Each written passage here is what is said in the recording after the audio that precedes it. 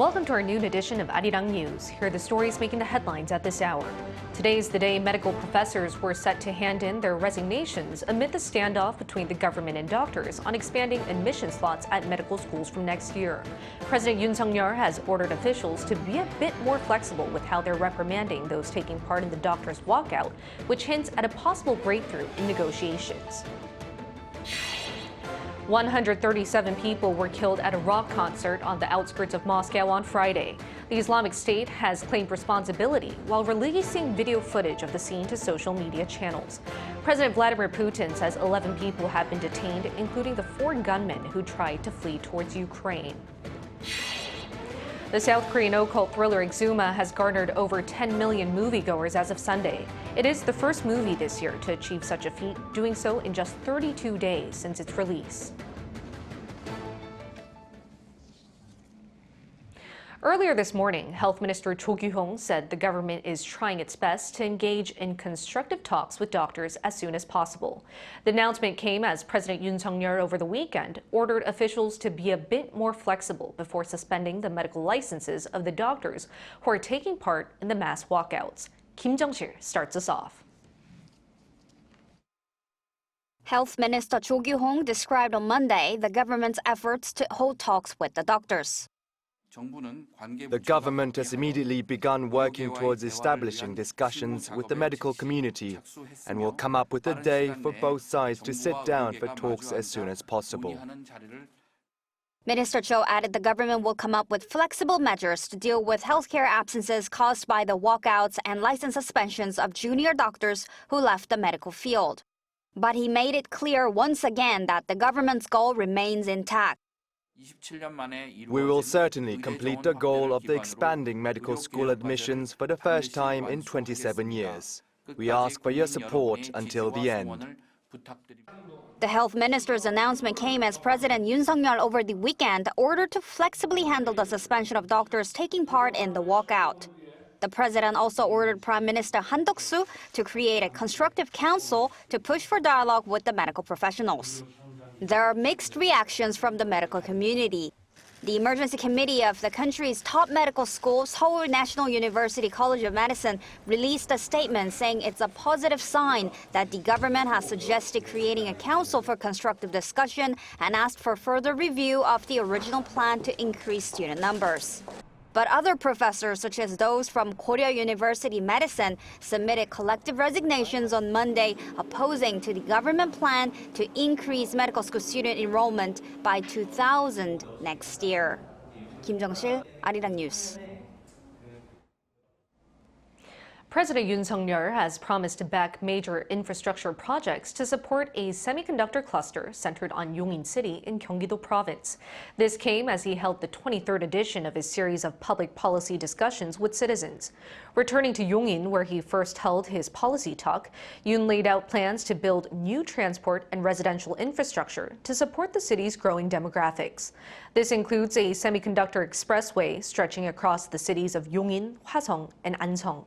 A new Semiconductor Meister High School will also open in Yongin to support the chip ecosystem in the area. To facilitate these plans, the government will push for a law on special cities to give them more decision-making authority for their respective development plans. Over in Russia, 4 gunmen have appeared in court over the deadliest terror attack in Moscow in more than 2 decades. Over 130 people who went to a rock concert were killed on Friday.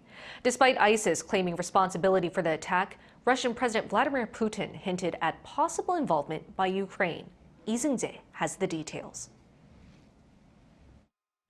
4 gunmen appeared before a Russian court on Sunday, charged over the terrorist attack on the Crocus City Concert Hall in Moscow Friday night that left at least 137 dead. According to Russia's TASS news agency, all 4 gunmen were identified as citizens of Tajikistan and were remanded in custody for 2 months. The court released photos of the suspects, with one appearing to have a black eye, while another was seen in a wheelchair. The 4 gunmen are facing charges of a terror attack committed by a group of individuals, resulting in a person's death. Aside from the 4 individuals suspected of carrying out Friday's terror attack, 7 others have also been arrested for their possible involvement. ISIS claimed responsibility for the attack, which it said was against Christians. And after Russian President Vladimir Putin hinted at possible involvement by Ukraine on Saturday, the terror group released graphic body cam footage of the attackers on social media channels. Regarding the investigation of this crime and results of operational search actions, I can now say the following. All 4 of the actual performers of the act of terror, all those who shot and killed people, were found and detained. They tried to hide and were moving in the direction of Ukraine. There, according to the preliminary data, they had a crossing of the border prepared from the Ukrainian side. Ukrainian President Vladimir Zelensky slammed Putin and others in Moscow for linking the terror attacks to Kyiv, saying that the Russian leader was more concerned over blaming the attack on Ukraine rather than reassuring his own citizens. Meanwhile, Russia observed a national day of mourning on Sunday for the victims who died in the attacks. Friday's attack is now the deadliest IS-claimed terror attack on European soil and the deadliest attack by any group in Russia since the 2004 Beslan siege. South Korea's foreign ministry on Saturday offered condolences to the victims and their families. Lee Seung-jae, Arirang News. Israel has now agreed to a prisoner hostage exchange deal, which has been proposed by the U.S. If Hamas agrees, the exchange deal will be mediated by officials in Doha. While we've seen some progress on this particular negotiation over at the UN Security Council, a U.S. resolution for an immediate ceasefire in Gaza has failed to pass due to vetoes from Russia and China. Yoon reports. Israel on Sunday agreed to a U.S. proposed prisoner hostage exchange deal and is waiting for a response from Hamas, which could take 1 to 3 days. If Hamas agrees to the proposal, it means Israel would release around 700 Palestinian prisoners in exchange for 40 Israeli hostages. According to CNN, 100 of the 700 Palestinians to be exchanged are currently serving life sentences for killing Israeli nationals. The proposal was put forward by U.S. Central Intelligence Agency Director William Burns during a visit to Qatar, where he helped Qatari and Egyptian officials mediate talks between Hamas and Israel. The director of Israel's Mossad intelligence agency, David Barnea, has also been in Doha twice in the past week for the indirect negotiations. Earlier this month, Israel described Hamas's proposal of releasing 700 to 1,000 Palestinian prisoners as ridiculous and absurd. But Israeli state broadcaster Khan News reported that Israel is now ready to make significant compromises to have abductees return home. Meanwhile, the United Nations Security Council on Friday failed to pass a resolution proposed by the U.S. that called for an immediate ceasefire in Gaza as a part of a hostage deal.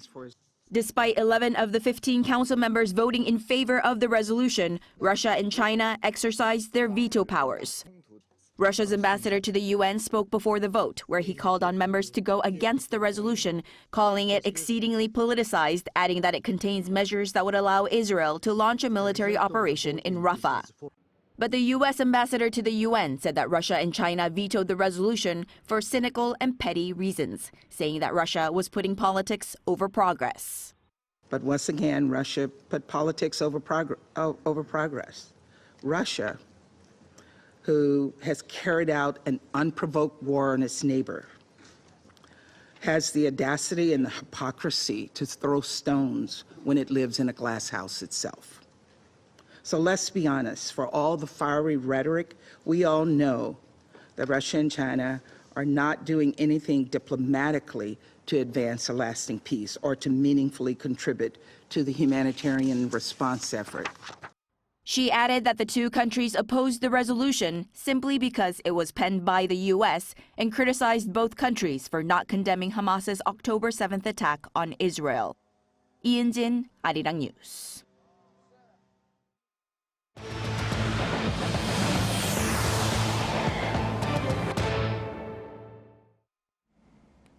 The South Korean film industry is seemingly showing signs of full recovery, with occult thriller Exuma becoming the first Korean movie this year to attract 10 million moviegoers.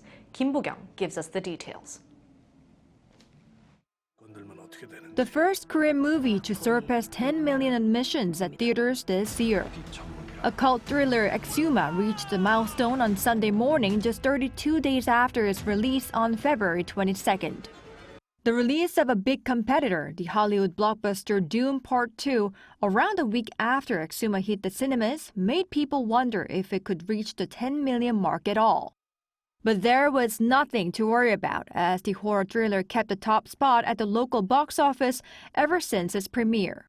The reason for the movie's existence is you, movie watchers.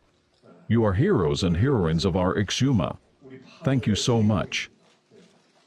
Exuma, starring veteran actors Choi Min-sik and Kim Go-eun as two shamans who join forces to investigate mysterious occurrences affecting a wealthy family in the U.S., became the 32nd movie to attract more than 10 million moviegoers in Korea, and the 5th one since COVID-19, following the Roundup, Avatar: The Way of Water, The Roundup: No Way Out, and 12/12: The Day. In terms of Korean movies, it is the 23rd one to exceed the 10 million mark in ticket sales. It's all the more meaningful for director Jang Jae-hyun, as this is the first movie in the genre to reach the milestone. He has been pioneering the so-called Korean occult genre with his previous films, The Priest and Savaha: The Sixth Finger. The timing of the release is also worth mentioning. This flick was unveiled in the so-called off-season in February, and among all the movies that have reached the 10 million mark at the local box office, Taegukgi Brotherhood of War was the only other to have hit the theaters in the same month. Given that another 10 million hit film, 12/12: The Day, was also released off-season in November, watchers are saying the success of movies is no longer bound to their release schedules.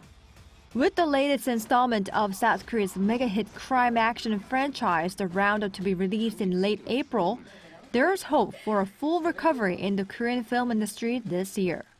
Kim Bo-kyung, Arirang News.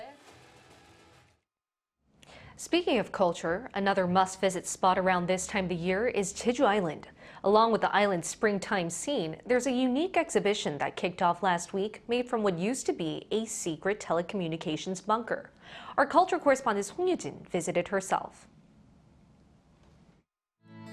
At the east end of South Korea's Jeju Island is a village called Gosong.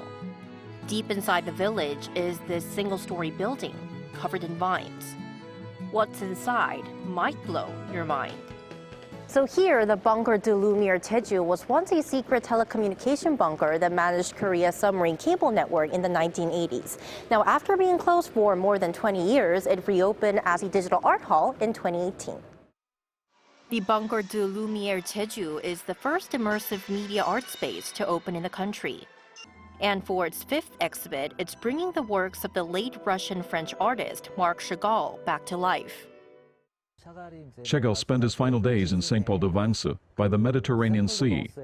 We thought there was this connection between St. Paul de Vence's blue Mediterranean and its landscape with Jeju. So we thought people could better appreciate Chagall's artworks here. As soon as you step in, visitors are drawn into the world of Chagall, surrounded by a cocoon of sound and darkness. Chagall Paris, New York traces the artist's artistic journey to and from the two cities. Over 70 of his masterpieces have been recreated using 3D sound, laser video projectors, and lighting.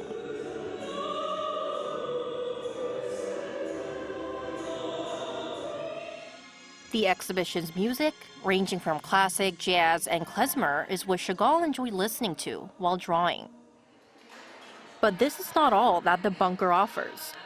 For the first time since opening, Bunker de Lumiere Jeju is showcasing the works of a Korean artist, Lee Wal-jong.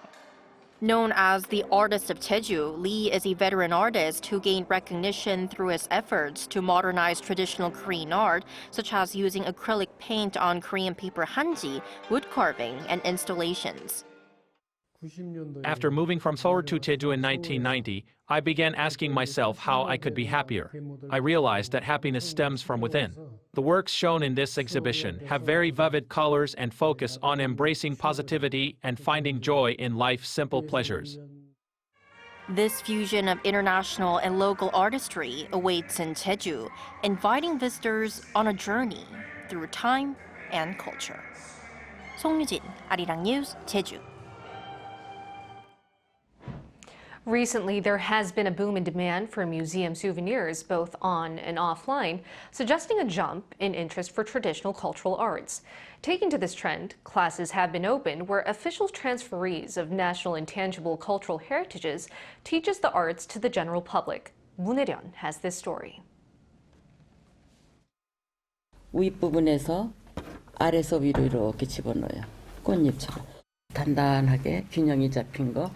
미연이 다 비슷비슷해야 동글동글하게 찌그러지지 않은 연봉이 되겠죠. The lotus knot is one of the most basic knots in traditional Korean decorative knotting, known as medupjang. Though it's a basic knot, it is not easy. In order to get the shape, participants need individual help. Close enough is not enough. The focus is on learning accurate movements in the hand, which with a lot of practice becomes each crafter's own. Classes are being held for 14 kinds of traditional crafts, including decorative knotting, wood crafts, metal crafts, and ornamental painting. Scheduled to be held until the end of the calendar year, these classes are open for the general public with 3 levels: beginner, research, and professional. But with huge popularity, some of the courses fill up on the day that registration opens. I wanted to be able to make it myself. I wanted to make something traditional that suits my style. What is most appealing about these courses is that the crafts are being taught by transferees of national intangible cultural heritages. These crafts professionals pass on traditional cultural craft skills that are challenging, which keeps the apprentices inspired. I'm going up to the research level. I get a lot of ideas. I get these ideas from what is traditional and incorporate modern craft elements into the work. Exhibitions of the students' graduation works display their outstanding artistic skills and talent. As enthusiasm increases for traditional culture, more people are becoming interested in learning traditional crafts. In fact, there is a significant shortage of institutions that hold these classes compared to demand for them, where there are people that travel to Seoul from different regions across the country to take the classes. This means more support is needed from the government level to further expand the traditional cultural arts industry. 문혜련, Arirang News. Spring has definitely come, especially in the southern regions of Korea. Choi Soo-young went to see for herself whether the spring flowers are now in full bloom. Spring has begun in South Korea. Currently, the southern parts of the country are in full bloom with the various colors of spring. You can feel the spring breeze, particularly in the cities of Jeollanam-do province, located around the Samjin River, one of the 5 largest in South Korea. Particularly noteworthy are the villages in Gurye County, Jeollanam-do province. In these small villages, the bright yellow flowers of the cornelian cherry dogwood, also known as cornus flowers or sansuyu in Korean, are in full bloom. This area is home to many sansuyu villages, accounting for over 70% of Korea's sansuyu production. Due to climate change, despite the typical blooming season being in mid-March, sansuyu flowers have been blooming earlier than usual for about 3 to 4 years now. According to the Gurye County office, they bloomed about 1 week earlier than usual this year, starting March 9th. Although they bloomed early this year, the sansuyu, cornus flowers, last longer than other flowers like plum blossoms, so you can enjoy the yellow waves until early April. Due to the last cold snap, cherry blossoms were also supposed to bloom this week, but haven't done so yet. However, tourists from across the country come to enjoy the spring by admiring the flowers blooming along the riverside. To be honest, I came to see the cherry blossoms, but not a single one had bloomed. So, I heard about the sansuyu flowers blooming and decided to come. They were so yellow and incredibly beautiful. I'll have fun with my family. I came here last year, but even this year, the Sansuyu village is still as beautiful as it was when I visited last year. It's still lovely. It's only the beginning to feel the spring vibes within the blooming cornus Sansuyu village. Choi Soo-young, Arirang News, Gurye. An aging population and labor shortages are definitely taking their toll on South Korea's agricultural production. The Rural Development Administration has pointed to cutting-edge technology as the best remedy. Jung Eun-ju with the details. This is brewer's spent grain, or BSG, the leftover residue from making beer. It contains twice as much protein as flour with fewer calories, making it highly nutritious. This Hanu cattle farm uses BSG mixed with hay to produce high-quality fiber-mixed feed. While maintaining the Hanu grade, the farm has saved about 350,000 won, or roughly $260 in feed per 2 cattle. The cost of feed, which was about 4 million won, dropped to the mid 2 million to early 3 million range, while the cattle grade is similar. Spring onions grow in this hydroponic farm where nutrients are supplied to crops through pipes. Unlike open fields, hydroponic farms are not affected by weather, soil, or pests, and farmers don't have to stoop down to work, which makes farming easier. From being harvested twice a year in the open field, it's now possible to harvest up to 8 times a year with hydroponic cultivation. With hydroponic cultivation, it's possible to harvest 4 to 8 times, and the profit is generally 3 to 4 times higher than in open fields. This transport robot follows workers and assists with labor. It can operate continuously for over 10 hours and carry up to 300 kilograms. According to an analysis of the effects of the new technology distribution project promoted by the Rural Development Administration last year, income and productivity increased by over 30%, while production costs were reduced by 26%. To enhance agricultural competitiveness, rapid distribution of developed technologies is crucial. We plan to actively promote customized new technology dissemination projects to meet the needs. The Rural Development Administration plans to invest 64.2 billion won, or roughly $48 million this year, a 16% increase from last year, to carry out 134 new technology distribution projects. 정은주, Arirang News.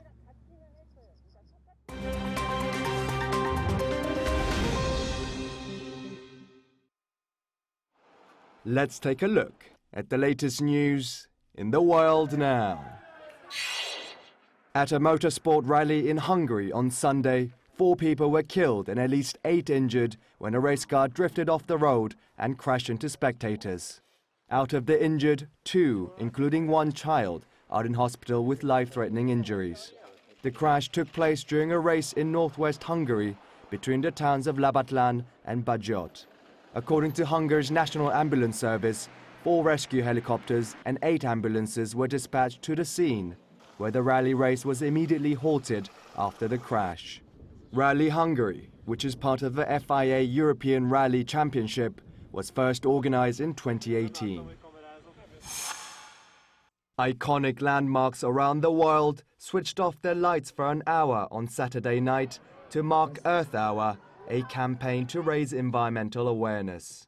France's Eiffel Tower, Australia's iconic Sydney Opera House and Harbour Bridge, Japan's Tokyo Tower, Barcelona's Sagrada Familia Cathedral, and Rome's Colosseum were among the landmarks that went dark.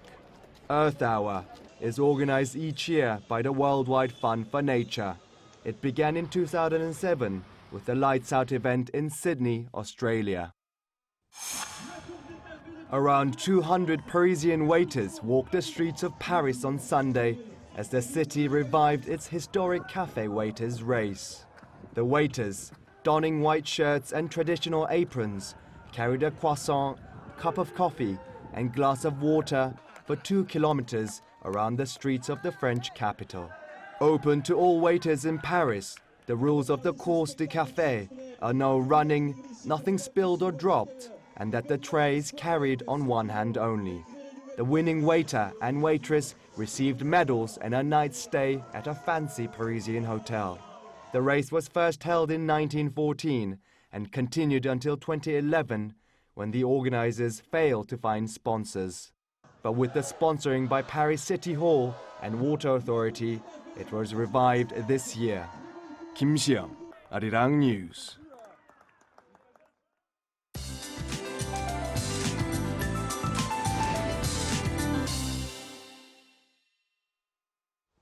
Good afternoon. After some very pleasant spring weather we had on the weekend in central regions, the weather is shifting again. Rain that started from the south coast is gradually spreading to the rest of the country as the day goes on and into Tuesday.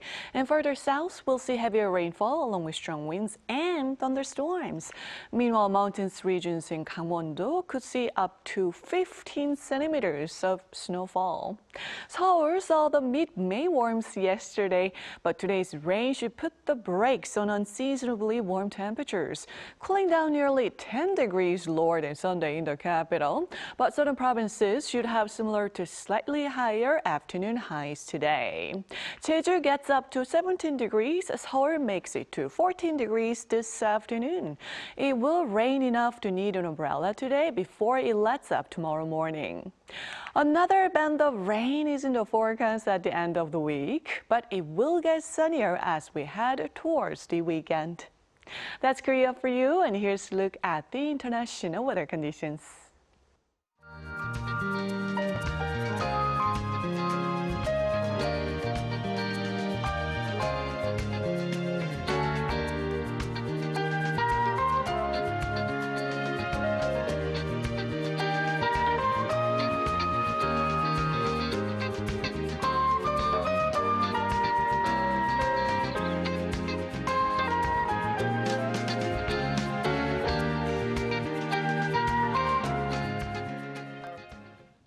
That's all we have for you at this hour. We'll bring you more updates from Korea and around the world at the same time tomorrow.